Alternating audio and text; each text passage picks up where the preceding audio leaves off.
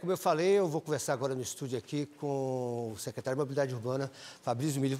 Agora, cumprimentar, certo? Tudo bom? Obrigado por você estar aqui. Transporte é um problema. Na verdade, é muito trabalho para você, né, Fabrício? Porque é um pepino danado. E eu tiro pelo número de broncas que eu recebo. Eu falei com ele agora há pouco. Ele e Marcelo Werner são campeões de bronca que eu jogo. Que avaliação você faz dessa reportagem de Fontinelli aí? Bom, Casimiro, primeiro, o transporte ele passou, talvez ainda passe pelos efeitos da maior crise da história do Brasil. Né?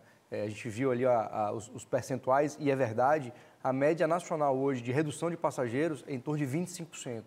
Então, se a gente for considerar os números de antes de pandemia, agora a gente tem aí 25% a menos de passageiros nos sistemas de transporte em todo o Brasil. E a oferta, evidentemente, que ela precisa ser regulada de acordo com a demanda. Né? E é o que acontece no Brasil inteiro. A gente tem hoje em Salvador uma oferta que está alinhada com a demanda, está totalmente compatível com a demanda.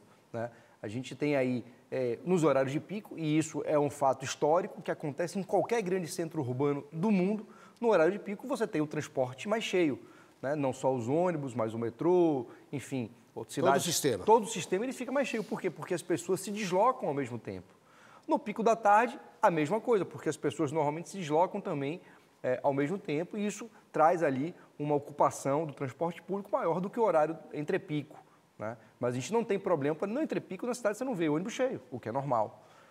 A gente tem buscado incansavelmente, Casimiro, melhorar o sistema. A gente entende... Agora, essas mudanças de linha, secretário, o povo tem se queixado muito. É isso. Qual é o critério utilizado para a mudança dessas linhas? Porque o povo toda hora se queixa, Pirajá, vários bairros. Como é que é feito esse estudo? Eu falo sempre, o secretário errou, corrige. Pode corrigir também, não é? Claro, claro que sim. Na verdade, isso não é feito sem nenhum estudo prévio, sem nenhuma avaliação de rede. A gente trabalha hoje dentro de uma lógica de sistema integrado, de rede integrada de transporte. Muitas pessoas aí estão acostumadas, né? É uma questão até, eu diria, cultural, que as pessoas se acostumaram ao longo do tempo, como era feito há 10, 15 anos atrás, nos últimos 40 anos, né? Só tinha o transporte público, o metrô, só tinha um ônibus na cidade. E não existia integração, não existia bilhete eletrônico, né? Não existia integração tarifária. Então, aquele passageiro que precisava pegar 2, 3 ônibus para chegar ao seu destino, ele pagava 2, 3 tarifas. Era assim que acontecia. Quando se trouxe a novidade do bilhete único, antes mesmo da chegada do metrô, se proporcionou, através da integração tarifária, que o passageiro, dentro daquele período de tempo, ele pudesse pegar o seu transporte e sem pagar uma tarifa a mais. Quando chega o metrô, e é um sistema de alta capacidade, um sistema troncalizado na cidade, o sistema de transporte ele precisa se ajustar. Isso acontece no mundo todo, né? Não é só aqui, não é uma lógica criada aqui em Salvador, é uma lógica de sistema integrado. Então a gente precisa ajustar a frota, ajustar as linhas para que não haja sobreposição, justamente para melhorar a eficiência.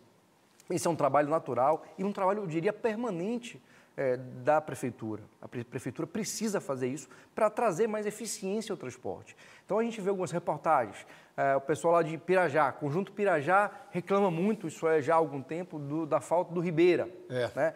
Você tinha ali uma linha da Ribeira, Conjunto Pirajá-Ribeira, que tinha um intervalo entre um ônibus e outro, no pico, de 40 minutos. No entrepico, isso aumentava para 50, 60 minutos. Isso não é eficiente. O que nós temos hoje? Em Conjunto Pirajá, você tem uma linha para a estação Pirajá, a cada 5, 6 minutos no pico, e da estação Pirajá para a Ribeira, uma linha específica para Pirajá. Inclusive, nós fizemos os 2 itinerários pelos 2 lados da Ribeira, indo pelo Bonfim, indo pela Ribeira, justamente para dar mais facilidade. Também no pico, com intervalo de menos de 8 minutos. Então, a pessoa não espera para embarcar, não precisa esperar 40, 50 minutos no ponto. A pessoa chega mais rápido à Ribeira. Então, essa é a eficiência que a gente busca. Agora, isso traz, e aí eu concordo, resistência, porque é um costume. E se não der certo, pode mudar. Vamos com Larissa Baracho, hoje é o dia do quadro Passando o Ponto. Ela está ao vivo e... Ô, Larissa, você já está aqui com a gente. Você está em que linha que você está? Fala para a gente aí. E bota o povo fazer pergunta a Fabrício também. Com certeza, muita gente quer fazer pergunta, eu acho, a ele, né?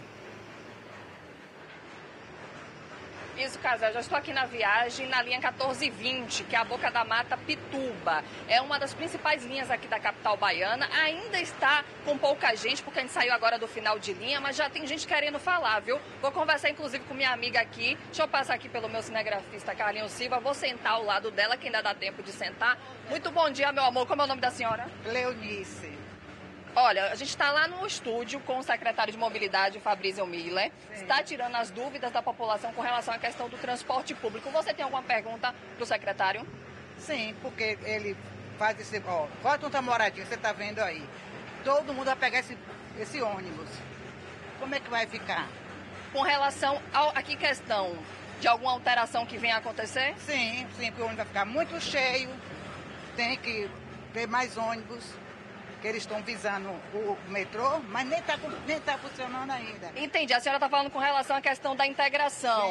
Sim. A possível redução da linha até ali a área do Iguatemi, que teria que pegar a integração, né? O BRT. Sim. A senhora acha positivo ou negativo? Não, porque em outros lugares aí, Rio, São Paulo, que eu estou acostumada aí, não mexe com os ônibus. Tem o metrô, tem o trem, tem os ônibus e tem as vans. A senhora pega essa linha sempre? Sempre, agora eu vou pro Guatemi. Espera muito tempo no ponto de ônibus ou melhorou? Espera. Ó, vem cheio, da Pituba, é o pior carro que tem é esse aqui. Pronto, meu amor, agora você já fez sua pergunta, o secretário vai responder para você agorinha. Vamos conferir. Bom, Casé, essa é uma das linhas mais fortes do sistema de Salvador. A Boca da Mata Pituba, ela tem 23 ônibus. Né? O intervalo de um ônibus para o outro, no pico, é de 9 minutos. Mais da metade da... Isso é tão cronometrado assim, é? Isso é cronometrado. Isso, na verdade, existe uma ordem de serviço. E quando a gente recebe uma reclamação, a gente tem, com base nos dados de GPS dos ônibus, como avaliar se o que está determinado, o que está sendo cumprido. Às vezes, ocorre problemas. Sim. Se tiver um problema na cidade, um engarrafamento por um acidente, isso compromete toda a operação. Mas se a concessionária não estiver cumprindo o que está determinado, ele é autuado. Né? Então, essa é uma das linhas fortes. Essa linha transporta mais de 300 mil pessoas por mês. O que vai acontecer, eu até não peguei o nome da passageira, mas a gente percebe que é um pouco até de desconhecimento. Ela vai para o Iguatemi. A vida dela não vai mudar. Porque o que a gente vai fazer?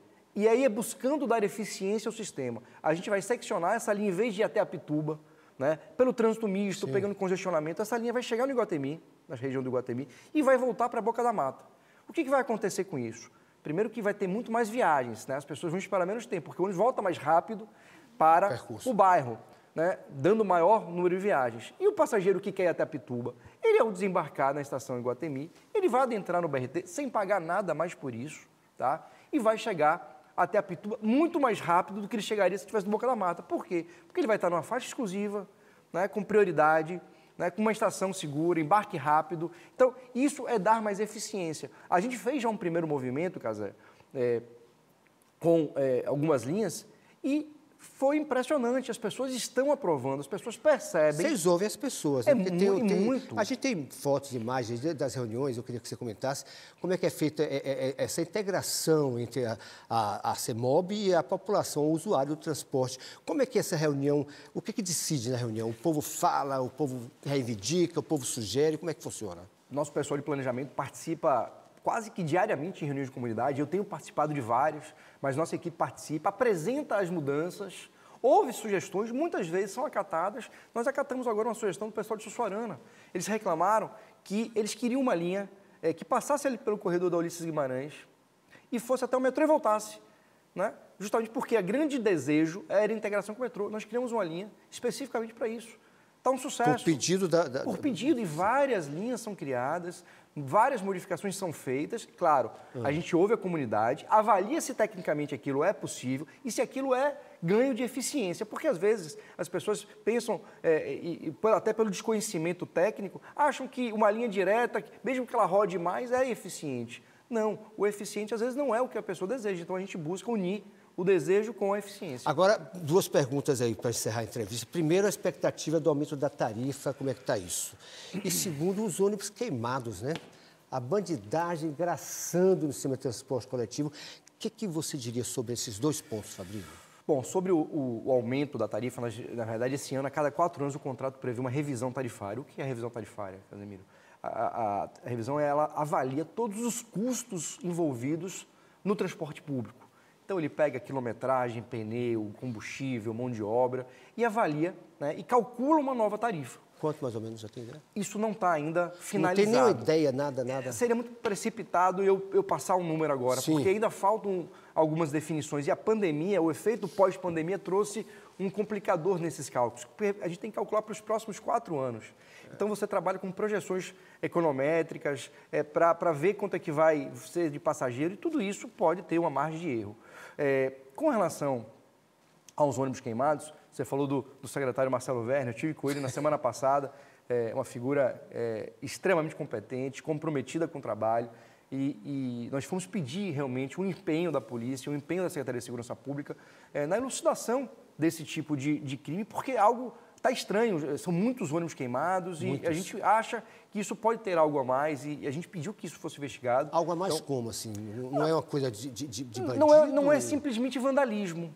Não é um vandalismo. Deve ter, talvez, envolvimento com crime organizado, a gente não sabe. Certo. Só que isso está trazendo prejuízos enormes para a população. E houve o comprometimento do secretário e toda a sua equipe no empenho total aí para a elucidação desses fatos, para que a gente realmente não tenha isso mais na nossa cidade. Porque quem mais se prejudica é a população.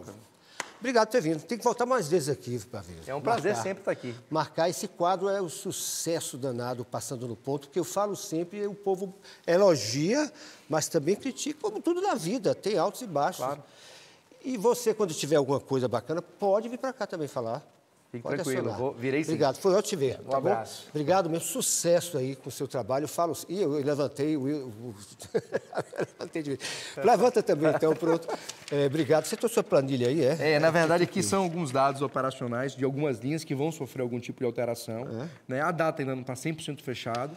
Peraí, aquelas linhas que eu falei, Boca da Mata, Cajazeiras 11, Castelo Branco, Piracicaba, vão mudar? Exatamente esse movimento de seccionamento até o Shopping da Bahia, né? Voltando para o bairro para dar mais viagens, né? Isso tem um ganho claro para a população e a população chega através do BRT muito mais rápido também ao seu destino final, que é na Pituba. Sucesso! Você trabalhando bem, quem ganha somos todos nós. Obrigado, Fabrício. Eu não ando de ônibus mais, você também não, mas a gente sabe. Podia fazer até um desafio. Já andei muito. Já andou? Eu também já andei muito. Você podia fazer um dia Passando no Ponto com a gente lá no ônibus. Eu estou à disposição. Vamos marcar? Então pronto, está marcado. Um abraço.